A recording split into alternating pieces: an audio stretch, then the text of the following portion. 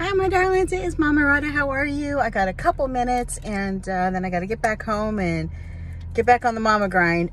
So, goodness gracious, last night I just had a really wonderful night. I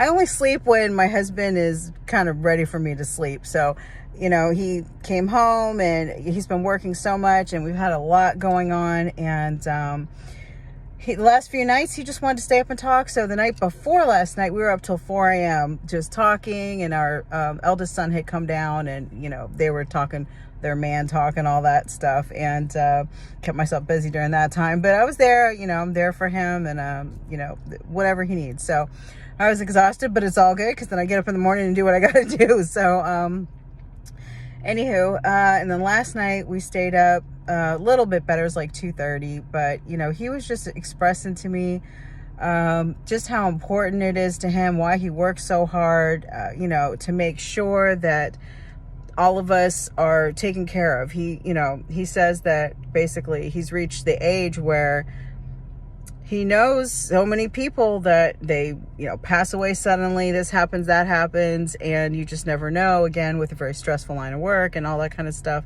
it takes a toll. And I'm like, oh, baby, and at least he's always taken very good care of himself. So for someone that's supposed to, he's missing the spleen, he's missing a third of his kidney, different injuries from things, and he's supposed to have a low immune system, but he never gets sick, knock on wood, and he's only had the flu once in his life. And, he's just a very strong, fit person. And he was saying that, I talk about aging and how it's been hard and my hormones and all these things, and he's like, I have my own share of that, my own version of dealing with those things. And he's like, we'll be 48 this year. And that means, I feel like we used to call 60 old, and it's really not that far away. And he's like, he still is one of the guys that's lifting the most in the gym. He's a big guy. He's been doing it for so long, and he's like, but it's harder to, keep that tummy down and this, that, and the other. And, I look at these guys and their bodies are looking, all kinds of great, and they're not working out anywhere the way I work out. And I'm like, oh, baby, and the year that we took off recently because of an injury, really put a hurting on us because, anyway, so, and then trying to get back on track has been really rough. We've just had so much going on in our family, and usually he's been able to not allow those type of things to create a distraction for him, but between what's happened with the market, his retirement, all this stuff going on, and our kids, and it's just been a lot, and it's been a lot to deal with. So, and I'm like, well, it's all good. We'll get back on track and, do our thing. And I just appreciated what he was trying to say. But I said, listen, honey, I do have to tell you that this society sees us differently. You are in, you made just shy of 200,000 last year. So you're in that above top 10%, fine as hell, you got all these muscles, you're amazing, you're this, that, the other, you're still at the top, sweetheart, and I'm like, if it wasn't for you and the kids and you guys loving me and me being valuable to you guys, I would not be valuable, and he's like, well, of course, to him, he doesn't like to hear things like that, but he basically just took his time and was like, listen, mama, when he's serious, he calls me mama. So he's like, listen, mama, our family is a family because of you. Don't make me cry. He's like, you're the rock that keeps the family together, and without you, we wouldn't be a family. And I was like, oh, Bobby, and it's definitely that I not that I ever feel unappreciated or anything like that. I told him my problem has been that because my life is most definitely my family and him, I kind of forgot how to, or, find a way to prioritize the time or the thought process to take care of myself because I'm a mess. And,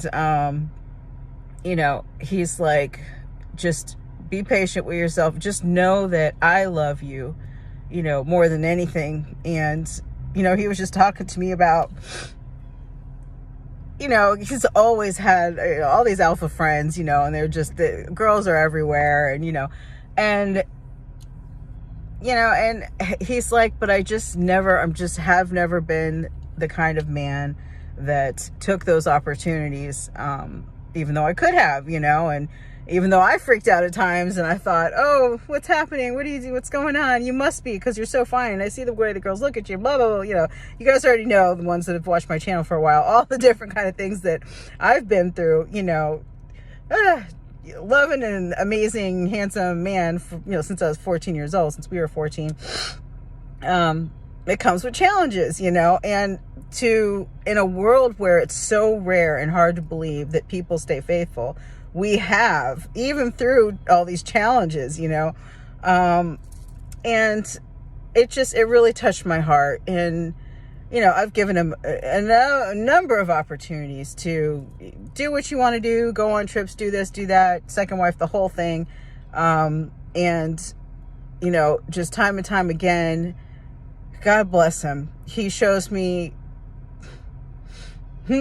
how much my submission, my dedication to him, my pure, true love for him, just, it is priceless to him. And even if girls are hot and they're, all that would be nice and all that, he's like, at this point in my life, it doesn't even like turn my head the way maybe when I was younger and really raging hormones and all this kind of stuff going on. You'd be like, damn, but it's not the same thing. And he's like, what matters to me is you're happy, the family's good, that we're taken care of, you guys are taken care of, that you take care of yourself so that you can be around for a long time for our kids, because he doesn't believe that he will be. Statistics aren't on his side, but I said, you've beaten all the odds so far.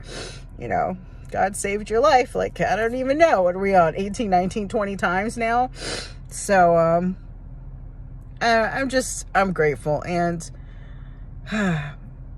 it saddens me to see the delusion, the sarcasm, the cynicism, the distrust, the just, women are so weird today. It's like they have this hope of this perfect guy out there, and at the same time almost like don't believe that any guy can be trustworthy. So it's like two contradictory thoughts at the same time, and not understanding that you take another imperfect person, because you're not perfect, and you work your butt off. They work their butt off, and you make it through all the times, the good times, the hard times, the bad times, and it's crazy that in the beginning of our marriage, after the first couple years, and I didn't know what the heck I was doing, and I didn't even realize that I was doing so many things wrong and coming across very disrespectful, and I had no idea that I'm fighting for my right for whatever, and I didn't even know where that came from, because I've always been very submissive to him. But I don't know what happened. I got confused, lost my mind, and things had to be put in order, and I always told him, I was telling him last night, that I'm very grateful that he was very firm with me the entire time. If I freaked out, if I did this, if I did that, he would never like go overboard to try to prove to me that, oh, of course I'm faithful, of course, look, this is what we're doing, and here you can check up on me, and you can track me, and you can do this. He'd say, no, you either trust me or you don't trust me. I've never given you a reason to not trust me, and if we're going to be together, you need to trust me, period. And he was just very firm about whatever it is. It just stayed a man, through all these different things. And that helped me, because I began to realize over the years that I would continue to push and push and push and push, if he allowed me to. And that's why that one clip that I posted from the Manosphere highlights, and on the original video, he gives credit to the guy where he got it from. So please watch that original video, subscribe. It's a great channel. But it was said so perfectly by that woman who said, us females, we will do whatever. If we can get it, we'll get it. If we can, you have to forcefully take it from us. You have to force us to sit down, and it's crazy. And you've heard women over the years say, oh, it's two butterflies are dancing together. That was a squirrel moment. Squirrel. Anyway, I'm a strong woman and I need a man that's stronger than me to put me in my place. So it's like women do confess these things. And then at the same time, they act like, no, but I want to be equal and I want a partnership. And that's all a bunch of cap. Okay. So anyway, it's just, I wish that women could know what was possible for them. It's not perfect. It's not easy, but you have to be willing to be vulnerable, and you have to be willing to lose sometimes. And you don't really lose. You feel like you're losing because you feel like I should be equal and he wouldn't tolerate this from me and blah, blah, blah, blah, blah. It doesn't matter. We're not the same. We are not the same. And if we could get it through our freaking heads, then we could stop trying to compare, our notes to what he's doing and say, well, if he could do that, I could do this. If he, all this and that. And if we could just get it through our heads, we would be happier. Our husbands would be happier. Our families would be happier, and it's funny because he had a younger guy calling him that he works with, and he's giving him advice. Say, listen, your kids are the most important thing. You love your wife, aside from the fact that you want to chase some tail on the weekends, whatever, and he was just telling them, you got to be smart and you got to do what you got to do to keep your family together for the kids. It's very important for them, especially because he doesn't really have any issues with his wife. It'd be different if she was a miserable biatch and didn't give him none in the whole story. So, and he's always been that way. My husband's always been a very good mentor to younger men, and, God bless him for that. One person at a time, trying to do good. And,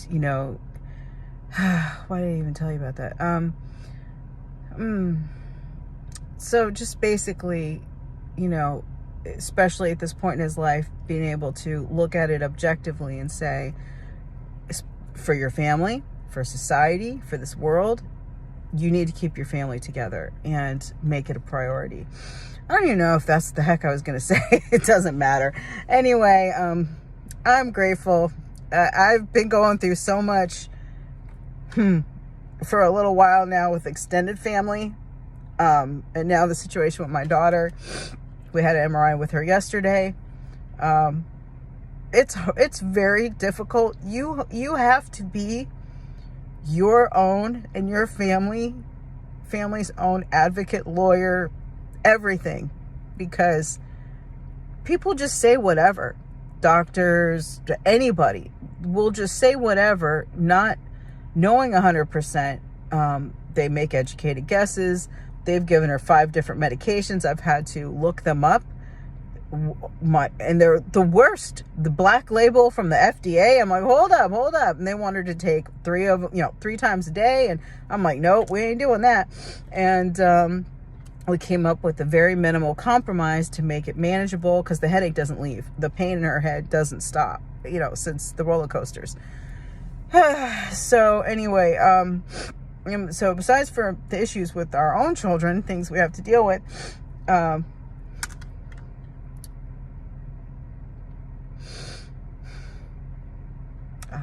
really want to. I try to keep the personal lives of people that I know closely kind of on the DL, like I use examples and things, whatever. So I don't want to say specifically, but all I know is that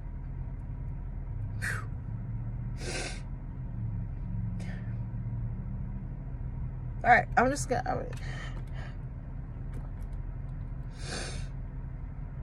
my father's biological mother, who died early, I never met her, was an alcoholic. And she was pretty bad. She used to smoke cigarettes. She fell asleep with a cigarette, burnt the house down, different things like that happened. But she stayed married to my grandfather until she passed.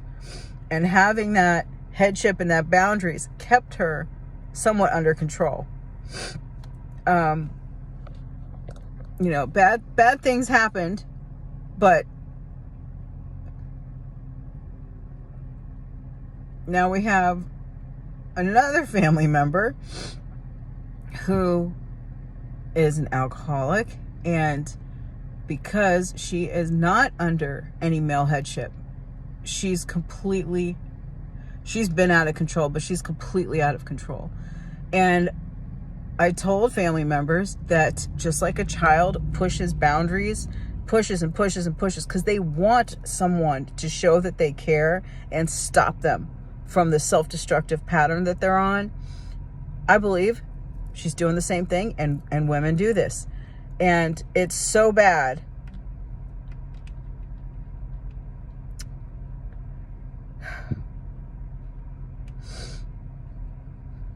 That she was chasing her children around with a mini blowtorch. And I don't know, how much she turned it on and off to scare them, or, she's trying to get them to listen. And she's threatened them with baseball bats in the past, never hit them with that, but, trying to, again, she's a small person, trying to get them to listen. And they arrested her, which is good. People that are too soft bailed her out, and within the same day, DUI, back in again. And there's just a long list of things that she's been doing that are undoubtedly a cry for help, and we've tried, family members have tried. You can set up the clinics, drop them off, pay for it, everything, and they can still walk out. All I can say is that it really came to my mind very clearly that the difference between my grandmother and this family member is the fact that grandma stayed married to grandpa, and grandpa kept a limit on the situation and kept her somewhat in her place and contained, where all hell is breaking loose because she's not listening to a man. And me and my husband, our sons and our daughter, we were talking just when this was all happening, and I gave that example, and I said that women need a man. We need a man that keeps us under control and helps us keep our thoughts right and tells us what the frick to do, because we are so emotional, so illogical. And I have no problem in my life at this point completely saying that boldly. I used to say it a little more quietly when I was younger because I knew people were going to yell at me. But there's no question that women need a man to supervise them, basically, to keep them safe from themselves and to help keep them in line, or their thoughts, they are a freaking runaway train wreck. It doesn't matter how educated they are. It doesn't matter. They got straight A's all through school, summa cum laude and all this stuff, your PhD. It doesn't matter. Doesn't matter. Doesn't matter. They'll ruin their life. They'll ruin their kids' lives and whoever else is connected to them. Suck them down a dark hole and get in abusive relationships over and over and over again, and then abuse other people that try to help them. So, women don't like to be controlled. They you can't control me. You can't tell me what to do. You need to be with someone that can get you to sit your butt down and listen and behave yourself. Because otherwise, left to yourself and your own vices and devices, you in big trouble, baby. You in big trouble. So I'm going to go, and that was a lot. I really wasn't planning on talking about that with the other happiness, but it kind of goes together because I am reaping the fruits of a lot of hard work and dedication and love, commitment, and all those things. Submission, being obedient to my husband, and the other family member is reaping what she sowed, which is a lot of chaos and pain and selfishness and then brattiness and all the other stuff, disobedience that goes with it. So I gotta go. I love you guys. I'll talk to you soon. All right, have a great day. Ciao. Bye.